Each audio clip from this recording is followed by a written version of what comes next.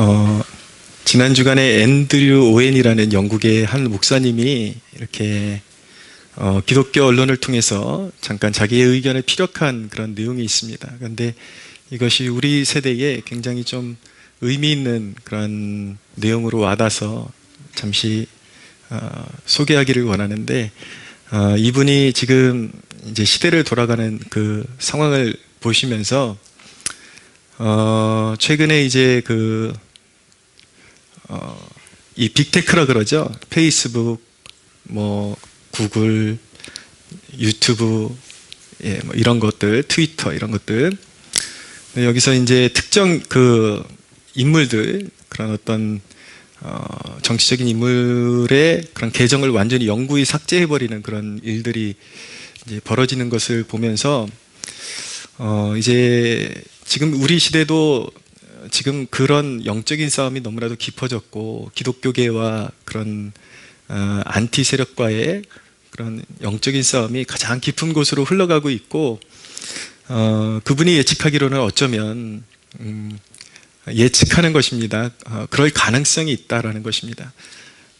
이 빅테크라는 존재들이 아마 2년 안에 우리 기독교 컨텐츠들을, 모든 그런 자신들의 그런 구글, 페이스북, 유튜브 이런 빅테크 안에서 완전히 그냥 계정을 삭제해버리고, 이제 더 이상 기독교가 공식적으로 활동할 수 없는 그런 무대가 올 수도 있다, 그런 시대가 올 수도 있다, 그런 이제 조심스러운 예측을 한 것을 보았습니다. 근데 제가 이렇게 그 기사를 읽으면서 느낀 것은 그것이 2년 안에 실현되느냐 안 되느냐, 그 문제보다 더 중요한 것은 시대가 이미 그런 주장이 얼토당토한 것이 아닐 만큼, 진짜로 그런 세계가 이제 다가오고 있다라고 느껴질 만큼 그렇게 심각하게 어두워지고 있다라는 것을 이제 느끼게 되는 것입니다. 거기서 공감대가 형성되는 것이죠. 그래서 이제 주님 오실 때가 가까이 오면 성경도 분명히 말씀하고 있기를, 이제 기독교인들을 향한 큰 이제 환난과 그런 핍박을 이제 대비하고 있어야 된다라는 것을 말씀하고 있습니다. 여러분, 이 시기에 정말 우리 개인의 신앙을 잘 점검해야 될 때가 되었습니다.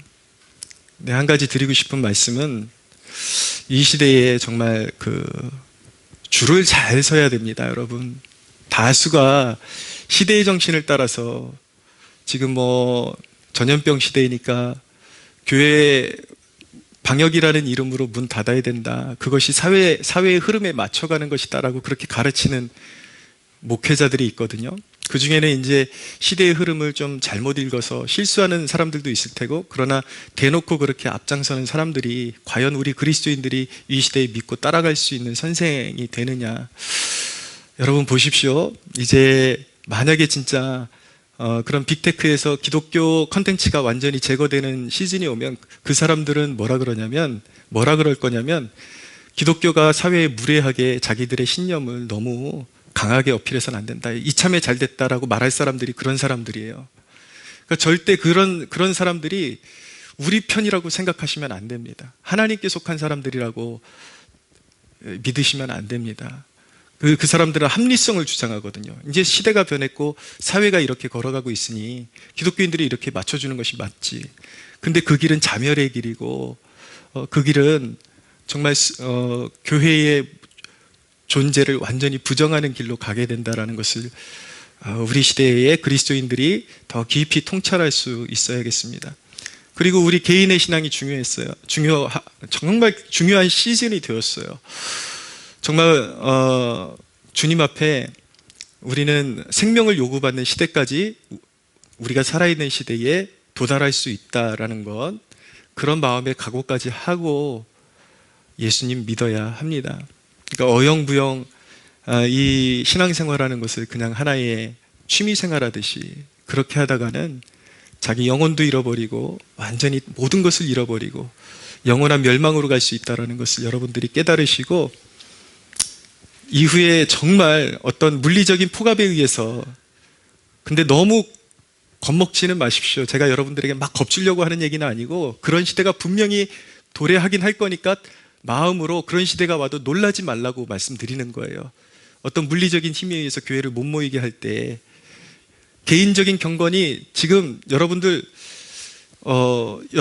혼자 있을 때에도 그 말씀 안에서 충분한 그 메시지를 발굴할 수 있어야 되고, 여러분들의 영의 양식을 삼을 수 있어야 되고, 주님과의 그런 친밀한 교제가 끊임없이 일어나야 물리적인 어떤 핍박에 의해서 흩어져도 여러분들이 영적으로 생존할 수 있는 그러한 이제 상태가 될 수 있다.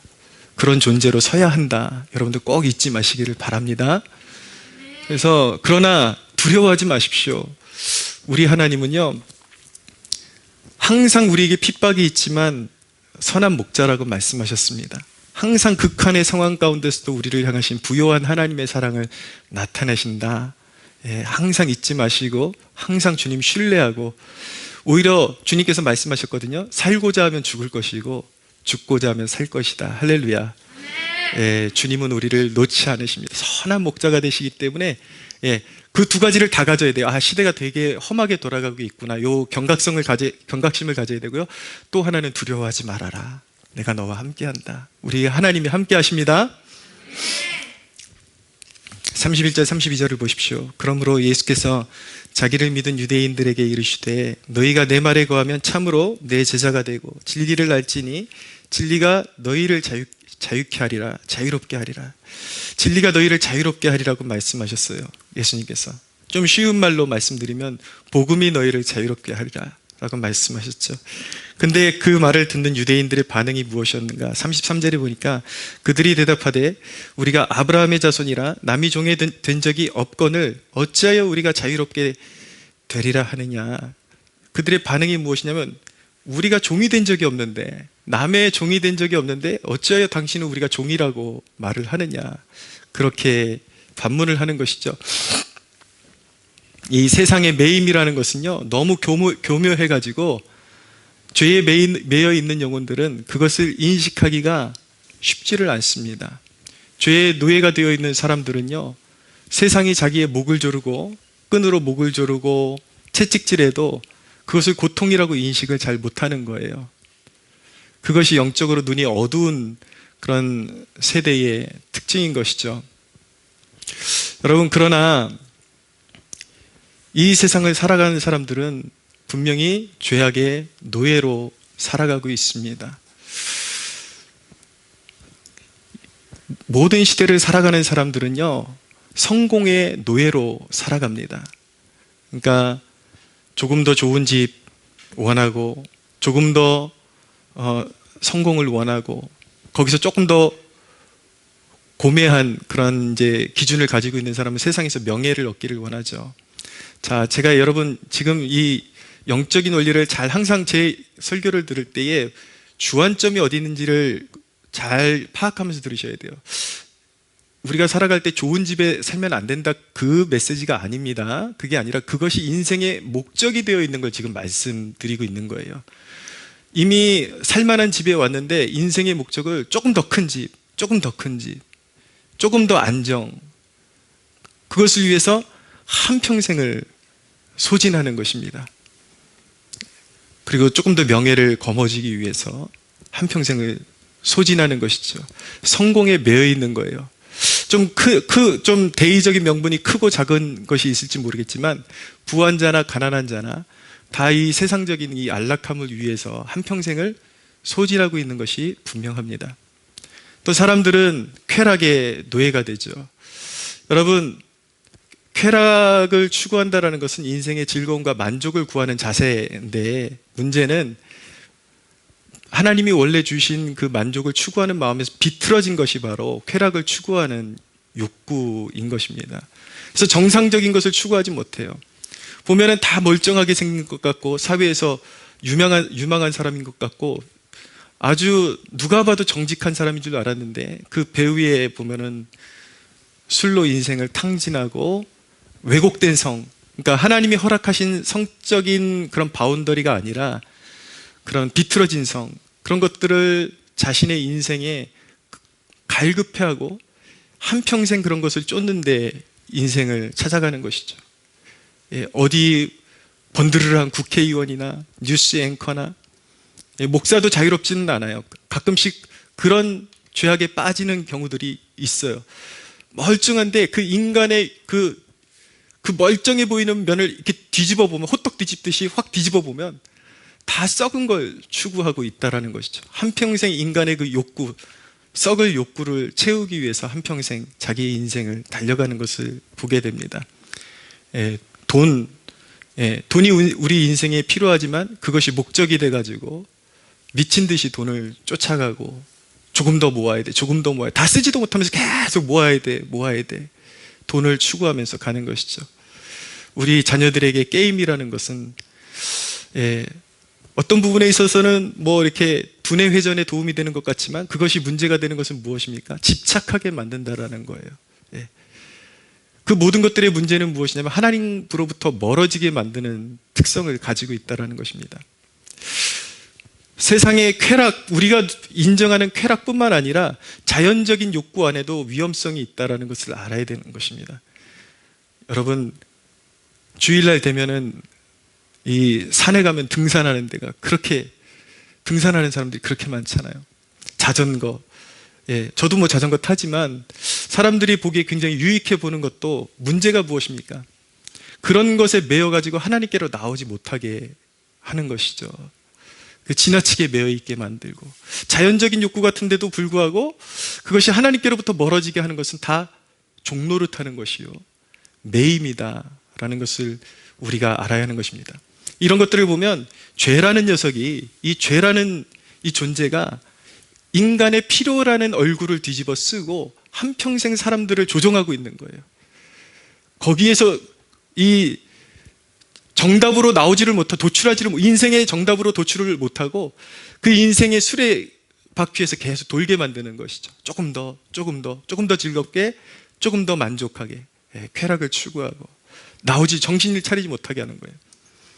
제일 위험한 것은 무엇인지 아십니까? 제일 위험한 것은 종교라는 얼굴을 뒤집어 쓰고 마치 이 무언가 명품 하나 백을 들고 이렇게 자기의 포인트를 딱 살리듯이, 이 기독교라는 것이 나의 삶 자체가 되는 것이 아니라, 나 큰 보험 하나 들어놨어, 나 이런 사람이야, 나 천국 티켓 하나 끊어놨다, 그리고 여기에다 탁 붙이고 다니고, 예배당에 발은 밟긴 밟지만 늘 제가 강조하는 것이지만 그 시간 외에는 제가 지금 말씀드린 그 인생의 모든 것들을 다 추구하면서 그것이 인생의 목적이 돼서 예배당에 나오는 것 외에는 세상 사람들과 전혀 분리되지 않은 것. 이 사람이 더 위험한 이유는 무엇인지 아십니까?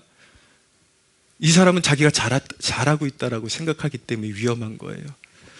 예수님께서 유대인들을 지금 책망하시고 그들에게 심판을 선고하시는 이유가 무엇입니까? 그들은 종교라는 둘레를 뒤집어 쓰고 하나님이라는 이름을 불러가면서 성전 밖에서는 다 인간들의, 그 죄악된 인간들이 추구했던 걸 그대로 추구하면서 살아갔기 때문에, 겉으로는 율법을 지키는 것 같은데 그 안팎으로 그들을 주장하고 있는 것들은 하나님의 계명이나 하나님의 뜻이 아니라 인간 자신이 요구하는 그 갈급해하는 욕구가 그들을 주장하고 있었기 때문에 너희는 천국 백성이 아니야, 너희의 아비는 하나님 아버지가 아니야, 그렇게 말씀하시는 것이죠. 그럼 그렇게 저 같은 설교자에게 질문하는 분들이 있을 줄 압니다. 당신이 어떻게 하냐? 우리 인생에 다 필요한 그 기쁨과 필수 조건들인데 그런 것들이 죄고 매임이라고 당신이 단언해서 말할 수 있는 그런 조건이 무엇이냐? 그 이유가 무엇이냐라고 저에게 물어볼 수 있을 거예요. 그 결말을 통해서 우리는 그것의 진의를 알게 되는 것입니다. 두 가지 결론을 도출하는 거예요. 우리가 추구하는 그런 것들이. 첫째는 무엇이냐면, 보십시오, 그 모든 것을 가져도 인간은 결국 만족하지 못하게 된다는 것입니다. 공허. 연예인들이 왜 극단적인 선택을 하죠? 최고의 것을 다 누리고 있는데 뜨자마자 그들의 집이 바뀌고 차가 바뀌고 막 어디 가장 노른자 땅에다가 사가지고 막 가게 내고 사업 확장하고 그러는데 왜 극단적인 선택을 할까요? 만족이 없는 거예요. 다 가져봤는데 공허로 남는다라는 것이죠. 그러니까 인간이 추구하는 것이 인생의 본질이 아니다라는 것을 증명하는 것입니다. 또 하나는 무엇이냐면 그 결론이 결국 사망의 열매를 맺는다라는 것입니다. 이 땅에서 기라성 같은 성을 쌓아도 그 종말은 죄의 삭은 사망이요 라고 말씀하는 것이죠. 무서운 것은 무엇이냐면 그런 우리가 추구하는, 인생이 추구하는 것을 통해서 하나님과 단절돼서 하나님이 영원하신 생명이신데 그 생명에서 분리되어서 이제 영원한 죽음을 맞이하게 되는 것, 그것을 성경이 영원한 멸망이다, 심판이다, 영원한 형벌이다, 그렇게 말씀하고 있는 것입니다. 죽지 않을 자신 있는 사람 있나요? 하나님의 심판대 앞에 서지 않을 사람 있나요? 네. 인생은 수만 가지로 다양해도 모이는 지점은 하나입니다. 죽음입니다. 영생의 열매를 맺지 못해요. 그런 것들이. 죽을래야 죽을 수 없는, 인간의 영혼은 불멸의 존재이거든요. 지옥에 들어가면, 거기서는 지옥에 들어가면 후회할 수 없고 회개할 수 없습니다. 회개할 수 있는 기회는 이 땅에서 우리가 살아있을 때만이 회개할 수 있는 기회인 것입니다. 그러면 여러분, 도대체 복음이 어떻게 우리를 그런 것들에서 자유케 할 수 있단 말입니까? 그것을 알아야 되겠죠. 예수님을 믿는다라는 것은요, 하나님을 추구하는 새로운 본성, 하나님의 기쁨을 추구하는 새로운 본성, 하나님 안에서 만족하는 새로운 본성을 얻었다라는 것입니다. 우리가 예수 그리스도를 믿을 때에 육신에 썩어질 것에서 만족하는 옛사람은 죽어지고 하나님의 것으로 만족할 수 있는 새 사람이 새롭게 우리 안에서 태어난 것입니다. 할렐루야. 예수를 믿는다라는 것은 무엇과 같으냐면 나무의 뿌리를, 죽을 땅에 있는 나무의 뿌리를 뽑아서 생명의 땅으로 옮겨 심은 것과 같은 원리인 것입니다. 이제는 사망과 저주의 땅에서 예수님께서 우리의 믿음을 통해서 우리의 그 뿌리를 뽑아서 하나님의 공급이 있는, 하나님의 생명이 충만한 땅으로 우리를 옮겨주신 거예요. 그래서 여러분, 우리가 신앙생활하면서 우리가 믿음이 있노라 할 때에 하나님께서 우리의 믿음을 통해서 그 그리스도의 복음 안에서 우리에게 주신 생명의 능력이 무엇인지를 우리는 만족하면 안 되고 그것이 무엇인지 알려고 그러는 노력이 필요한 것입니다. 자, 여러분, 에베소 1장 17절에서 19절의 말씀 제가 읽어드립니다. 우리 주 예수 그리스도의 하나님 영광의 아버지께서 지혜와 계시의 영을 너희에게 주사 하나님을 알게 하시고 너희 마음의 눈을 밝히사 그의 부르심의 소망이 무엇이며 성도 안에서 그 기업의 영광의 풍성함이 무엇이며 그의 힘의 위력으로 역사하심을 따라 믿는 우리에게 베푸신 능력의 지극히 크심이 어떠한 것을 너희로 알게 하시기를 구하노라. 그의 능력이 그리스도 안에서 역사하사 죽은 자들 가운데서 다시 살리시고 하늘에서 자기의 오른편에 앉히사 모든 통치와 권세와 능력과 주권과 이 세상뿐 아니라 오는 세상에 일컫는 모든 이름 위에 뛰어나게 하시고 또 만물을 그의 발 아래 복종하게 하시고 그를 만물 위에 교회의 머리로 삼으셨느니라. 예수 그리스도는 승리하셨습니다. 할렐루야. 여러분, 우리가 믿음 안에서 가지고 있는, 소유하고 있는 그 능력은요, 죽어도 다시 사는 능력, 예수 그리스도를 죽음에서 일으키신 그 성령의 능력이 예수 그리스도를 믿음으로 말미암아 우리 안에 역사하고 있음을 믿으시기 바랍니다. 그러므로 여러분, 세상이 밟아도 밟히지 않는 인생이 바로 그리스도인의 인생인 것입니다. 핍박이 와도 핍박이 멸할 수 없는 불멸의 존재가 바로 그리스도인인 것입니다. 여러분, 이제는 더 이상 우리가 이 놀라운 하늘에 속한 유업과 능력을 받았기 때문에 더 이상 세상에 대해서 성공과 쾌락에 구걸할 필요가 없는 것입니다. 나 좀 다오, 나 좀 다오, 나 좀 살려다오. 비참하게 살 이유가 없는 거예요. 우린 하나님으로부터, 우리 아버지로부터 영원한 생명과 진정한 기쁨, 만족, 영적인 부요함을 공급받는 존재로 부름받았음을 기억하시기를 바랍니다. 여러분, 근데 그 원리를 반드시 아셔야 돼요. 그러면 그 하나님의 생명의 원리가 어떻게 내 것이 되는가? 어떻게 우리 안에 실제적인 역사로 나타나는가? 잘 들으십시오. 내가 죽으면 하나님의 능력이 나타나게 되어 있습니다. 내 고집이 죽으면 하나님의 능력이 나타나게 되어 있습니다. 항상 우리는 선택의 기로에 서게 되거든요. 그러면 내가 고집하고 싶은 것을 과감하게 내려놓고, 이런 때가 있어요. 아, 이것을 내려놓으면 난 끝장인데? 근데 그걸 내려놓잖아요?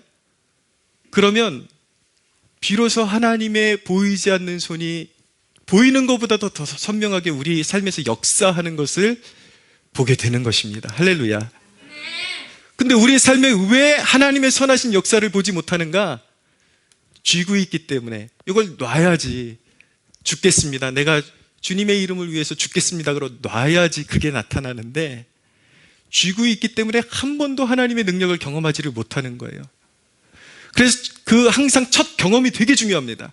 아, 내가 정말 죽을 것 같았는데 이걸 놓으니까 살아나는 이 부활의 능력이, 이게 관념적인 것이 아니라 우리의 삶에 실제적으로 역사하는 능력이구나라는 것을 한번 체험하게 되면, 이제 우리의 삶의 모든 영역에 그러한 내 것을 내려놓고 죽어지는 삶을 선택할 수 있는 용기가 생기는 거예요. 할렐루야. 예, 실제적인 예를 들어드릴게요. 우리 예배당 이제 인테리어를 해주었던 팀이, 그때만 해도, 이 인테리어를 할 때만 해도 그냥 둘이 커플이었는데 지금 결혼해서 잘 살고 있습니다. 근데 이 자매님이 디자이너예요. 자매님이 디자이너인데 자기가 이제 이거 도안을 다 해갖고 하는데, 저는 제가 주문했던 게 있었거든요. 우리 교회는 이렇게 해야 된다, 주문한 게 있었는데, 이 자매는 자꾸 그거는 건축학적으로 뭐 이렇게 배색하는 것도 그거는 뭐 전문적인 그런 학식으로는 맞지 않는다, 계속 그러는 거예요. 저는 이제 아니다, 우리가 원하는 건 이거다 그랬더니 이제 번번이 그 자매가 걸리는 거예요. 번번이 걸리는 거예요. 근데 어느 순간 이 자매가 잠수를 타고 안 나타나요. 가끔 보면 입이 이만큼 튀어나와가지고, 이제 언젠가 그러더라고요. 목사님 같은 분은 처음 봤대요. 인테리어를 이렇게 맡아서 하는데 그렇게 세세하게 이렇게 간섭하고, 이렇게 해달라 그러고 저렇게 해달라 그러고, 그런 경우를 처음 봤다는 거예요. 그러면서 전문가는 자기인데 목사님이 너무 막 이렇게 요구하는 것들이 다르니까 마음에 좀 시험이 든다. 이제 그런 것이죠. 근데 이 자매가 결국은 거의 이제 포기를 하고, 이제 원하는 대로, 제가 원하는 대로 이제 거의 맞게 해주었어요. 해주었는데 이제 생각보다 그림이 예쁘게 나온 거죠. 그리고 또 한 가지, 저희가 완전히 손에 쥐인 것이 없이 공사를 시작했기 때문에 전적으로 100% 하나님의 공급에 의해서 이제 중도금 잔금을 갚아놔야 되는데, 이제 저는 그 사람들의 견적이 얼마냐 물어보고, 얼마다 그러면 이제 그걸 놓고 축하하고 기도하면서 이제 그걸 채워내는 거죠. 채워내는데, 공사가 저는 그런 건지 몰랐어요. 이 금액이면 된다 그랬는데 항상 추가 금액이 자꾸 들어가는 거예요. 별거 없는 것 이런 공사를 안 해본 입장에서는, 야, 이거 뭐 별로 들어간 재료도 없는 것 같은데 왜 이렇게 계속 추가되는 거야, 이제 느낌이 그렇게 되는 거죠. 근데 저희는 뭐 이렇게 모아놓고서 공사를 진행하는 게 아니라 이미 한번 달라는 대로 다 털어줬으면 가진 게 없으니까, 거기서 더 추가되면 마음이 또 너무 어렵더라고요. 저는 저대로 막 해내기 바쁘고 거기는 또 이제 해내야 되는데 모자라면 또 거기도 갈급하고, 그러니까 저한테 와서 하루는 좀 푸념을 하더라고요. 그래서 제가 그렇게 좀 다독였습니다. 우리도 애초에 없이 시작한 거 당신들도 알고, 하나님의 그런 전을, 예배당을 아름답게 이렇게 예배를 세우기 위해서 이 일을 하는 건데, 그냥 세상에서 그냥 이익 다 추구하듯이 그렇게 하려고 하지 말고, 이윤이 조금 들람아도 그냥 계약한 대로 좀 맞춰서 해달라, 그렇게 했더니 이제 이 형제가 그것을 마음에 삭히면서 다 해줬어요. 다 해줬는데 나중에는 이제 완공이 되고 나서 이거 사진을 자기네들로 이제 홈페이지에다 올린 거예요. 올렸는데 우리 교회 예배당을 보고, 거기 이제 거의 무명의 그런 이제 인테리어 업체였거든요.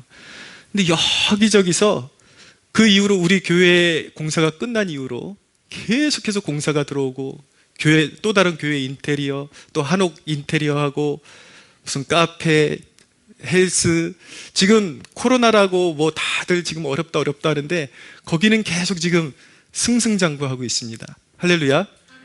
네. 말씀드리고 싶은 것은 무엇이냐면 하나님 앞에서는 무엇이든지 내려놓고 마음이 어려워도 하나님께서 내려놓게 하실 때는 내 것을 고집하지 않고 그것을 기뻐하고 그것을 감당하고 그랬더니 중요한 것은 그렇게 원망했던 그 자매가 지금은 주기적으로 저한테 그 부부가 인사를 와요. 너무 고맙다고. 이게 그렇게 잘 공사가 마무리되고 그렇게 좋은 호응을 받을지 모르고 그랬는데 이 공사를 이렇게 자기네들도 순종하는 마음으로 잘 마치고 나서 자기네들이 이렇게 하나님 앞에 축복받고 있다고. 여러분, 하나님 앞에서 내 것을 내려놓고 죽어지고 그러면 반드시 하나님의 역사가 나타난다라는 것을 꼭 기억하시기를 바랍니다. 예, 인생에 역경이 오고 뭐 코로나뿐이겠습니까? 뭐 IMF, 우리가 사는 인생에 얼마나 고비가 더 많이 남아 있을까요? 그러나 여러분, 그런 와중에도 세상의 기류에 흔들리지 않고 든든하게 서서 뿌리를 내리고 하나님의 그런 공급과 은혜를 받아서 하나님의 뜻대로 살아가는 길이 있다라는 거 꼭 기억하시기를 바랍니다. 여러분들이 추구하는 것도요, 이제는 쾌락을 버리고 인생 가운데서 주 안에서 누릴 수 있는 것들을 발견하는 기쁨을 찾아가시기를 바랍니다. 세상 사람들과 똑같은 거 즐기면서 살아가려고 하지 마시고 우리 인생에 누리면서 살 거 참 많더라고요. 많은 사람들이 기독교인이 된다는 것을 참 답답하게 생각하고 어떻게 저렇게 뭐도 하지 말아라. 아니요. 하나님은 우리가 누릴 수 있는 모든 것들을 주신 분이시고 우리에게 그 가운데서 우리의 인생을 썩어지게 하는 나쁜 요소들을 빼고 더 선하게 즐기라고 우리의 인생을 더 유익하게 하시는 분이시지 우리의 것을 빼앗아 가시는 분이 아니다. 여러분, 쾌락을 추구하지 말고 여러분, 세상 사람들과 함께 쾌락을 추구할 시간에 가족들이 모여서 주기적으로 가족여행하고 맛있는 가족 단위로 식사하고 하나님 안에서 그 은혜 가운데서 여러분들이 누릴 수 있는 것이 얼마든지 있다라는 거. 좋은 음악 청취하고 찬양 듣고 그렇게 시간 보내고 커피 한 잔을 음미하면서도 말씀 묵상하면서 케이크 한 조각 떠먹어가면서 얼마나 폼나게 그렇게 살 수 있는데요. 여러분들 꼭 세상 것을 추구해야, 세상의 쾌락을 추구해야만 인생이 즐거워질 것이라는 착각을 버릴 수 있게 되기를 바랍니다.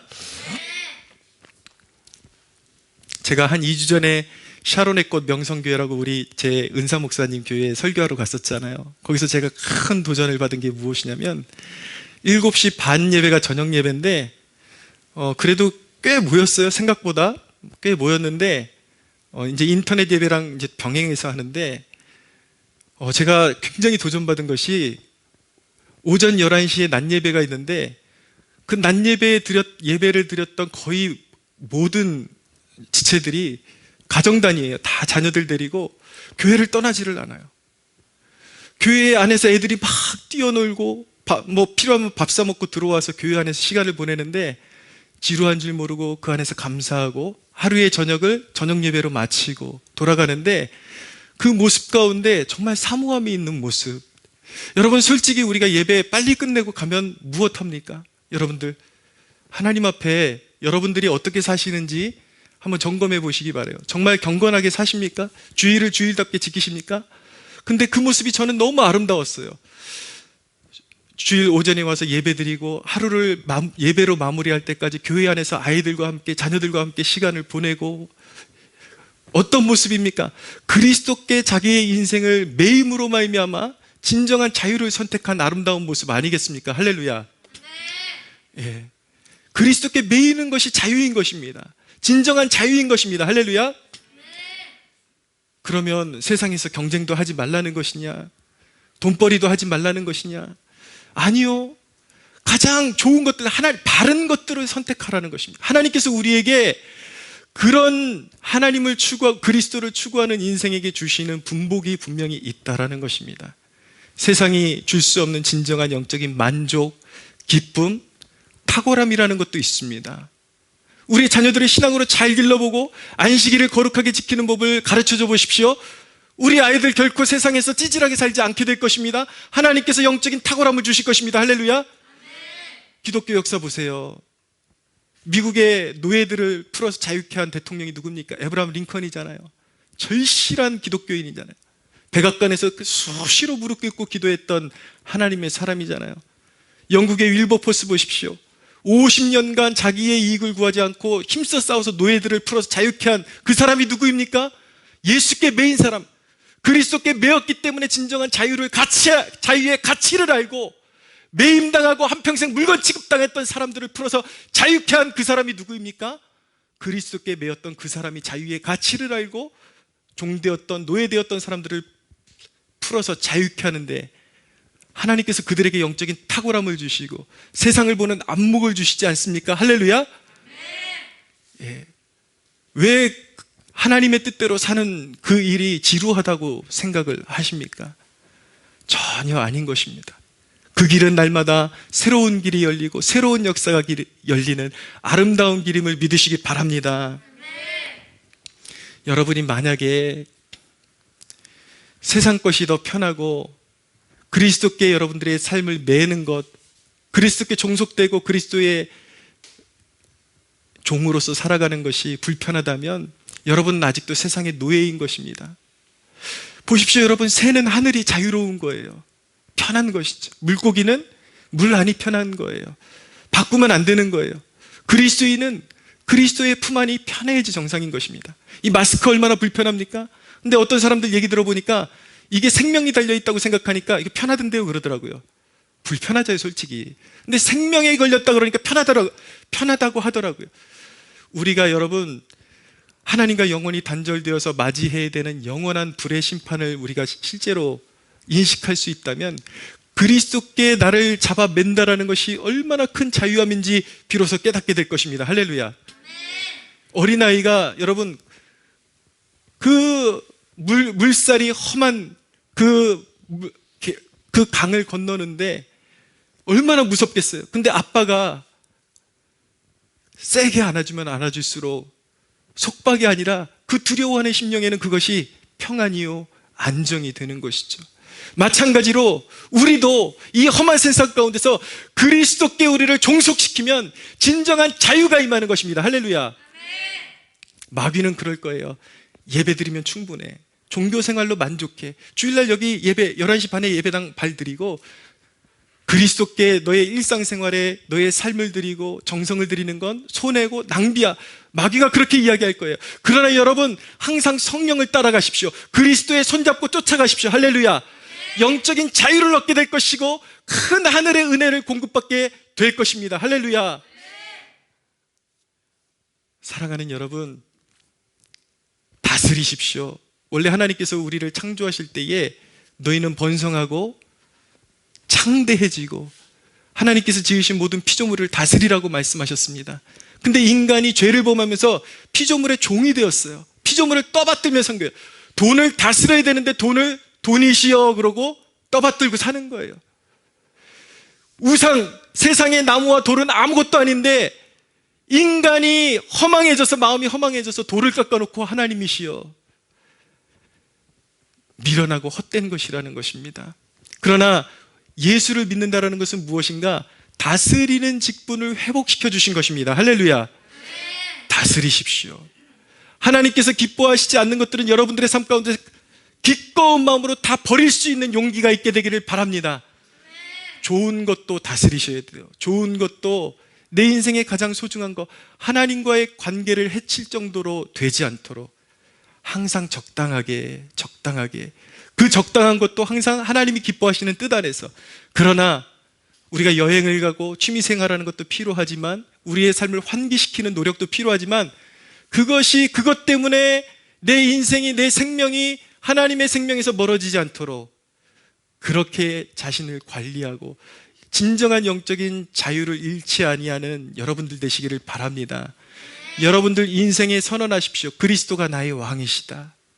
그리고 나는 자유인이다. 할렐루야. 세상의 노예로 살아가는 불행한 영혼이 없게 되기를 바랍니다. 그리스도의 종으로 자기를 매면 진정한 영적인 자유, 세상을 다스리고 통치하는 왕 같은 제사장의 직분을 감당하는 거룩한 하나님의 백성으로 복받은 인생 살아갈 줄로 믿으시기 바랍니다. 하나님께 영광의 박수 올려드리겠습니다.